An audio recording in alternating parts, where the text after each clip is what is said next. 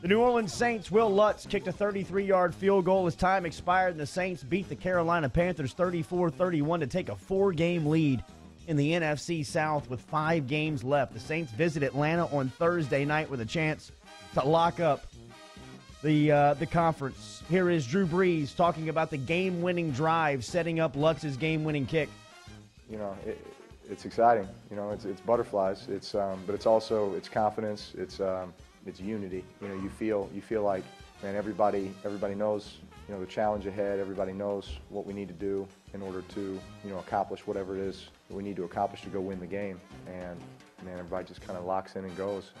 It's where a lot of the things that have happened or transpired throughout the course of the game kind of give you, you know, that information, that confidence, that, you know, assurance as to, you know, how you're going to handle that drive and, you know, how you're going to accomplish the task.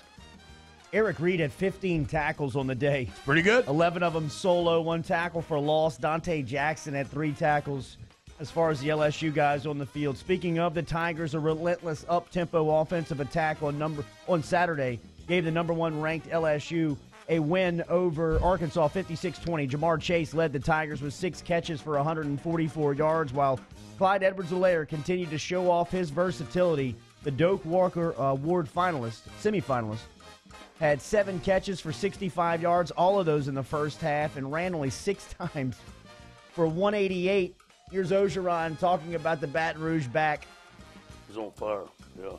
We really like Clyde, obviously. He's starting to learn how to hit the holes. The spread offense fits him well. He's perfect for it. They're always a gap short up front. They're trying to cover our receivers, and the offensive line is doing a great job, but he knows where that hole is, and usually the first guy can't tackle him. He's doing a tremendous job. Yeah, the only thing that I worry about, I do think that 31 yard per carry average may be unsustainable, but what a job by Clyde Edwards-Helaire. You know what it gives me the feeling of, Jordy, when you think back to any championship season? Guys that just start to heat up as the games get bigger. Obviously, Justin Vincent in 03 will always stand out in my mind. That like imprinted on me as a child. I think Edwards-Helaire is giving off very similar vibes to children throughout Louisiana. Here's more on Edwards-Helaire. You know, I didn't think at the beginning of the season he'd get 1,000 yards. Just give him credit because he is a competitive cat, man, and I'm so glad for him. We still got many games left with him. Joe Burrow has touchdown passes in 15 straight games, became the 4th SEC quarterback to surpass 4,000 yards in a season, and moved to 3rd in league history with 41 touchdown passes. Edwards-Helaire became the 14th Tiger to rush for 1,000 yards. So right now, LSU offensively has a 4,000-yard passer, a 1,000-yard rusher, and 2 wide receivers who have eclipsed 1,000 yards in receiving yards here in 2019. LSU is 11-0 for the 3rd time in school history. That dates back to 1958, the T-Bob senior year. The kind of ironic part about becoming the first team with the 4K, 1K, 1K, 1K combo is LSU was the only team with a 3K, 1K, 1K, 1K combo when it was Mettenberger, and then back in 2013. So who said that LSU's offense hasn't been good forever? Up next for the Tigers, Texas A&M pulling in to Baton Rouge on Saturday for a 6 o'clock kickoff. Ogeron and recruiting, the LSU coaching staff landed a commitment from 4-star cornerback Kamari Rogers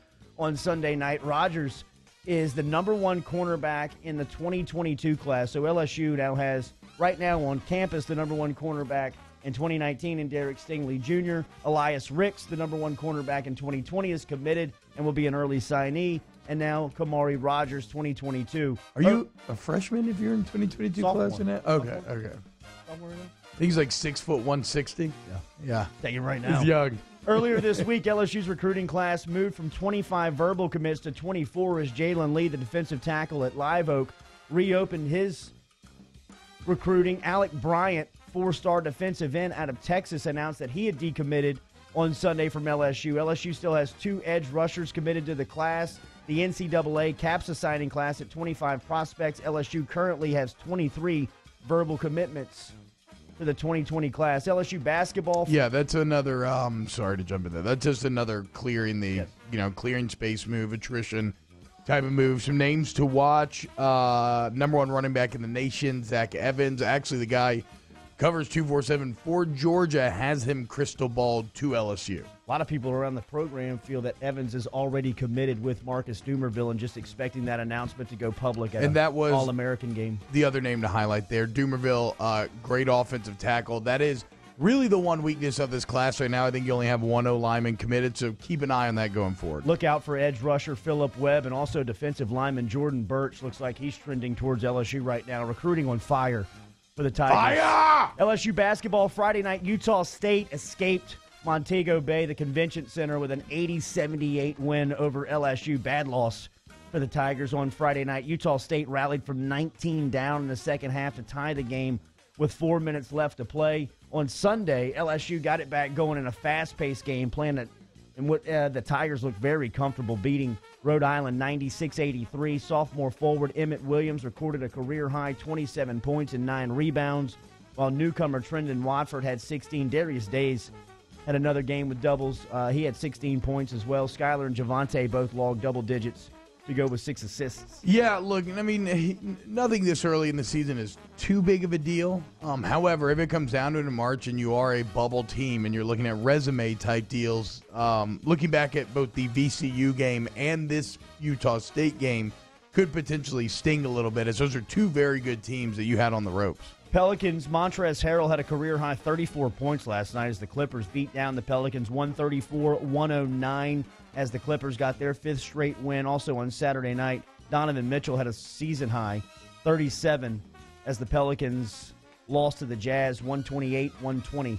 Yeah, Thursday was great for the Pelicans. We went into the weekend riding high 6-9, and it was not a good weekend as they drop both games. Pels fall now to 6-11. Some highlights from the weekend for LSU guys. On Sunday, the Bucks beat the Falcons 35-32. Devin White had 8 total tackles, 5 solo, and 2 sacks for the Buccaneers. Russell Gage had 8 catches for 76 yards, while Deion Jones had a tackle for loss and 5 solo tackles. The Bills beat the Broncos 20-3. Trey White had an interception in that game. The Browns beat the Dolphins. Odell Beckham had a big weekend. 6 catches, 84 yards, 1 touchdown, but Jarvis balled out. 10 catches, 148, and 2 scores for the former Lutcher standout. Devon Gottschall had a half a sack yesterday, while Greedy Williams had a solo tackle in that game as well. The Jets beat the Raiders 34-3. Jamal Adams had 7 total tackles, 5 of those solo. Foster Moreau had a catch. Seahawks beat the Eagles 17-9. Al Woods recovered a fumble. Jalen Mills had 5 total tackles. Redskins beat the Lions 19-16. Darius Geis had 10 carries for 32 yards. Also had a catch for 6 yards. Titans beat down the Jags 42-20. Leonard had 24 carries, 97 yards, 2 scores. Leonard's probably heavy. He's like, I had a good game. Got my numbers. DJ Chark, former OTB intern, had 5 catches for 38 yards. Put Minshew back in. Those are your headlines here on Off the Bench. We'll talk to Ross Dellinger coming up in the 8 o'clock.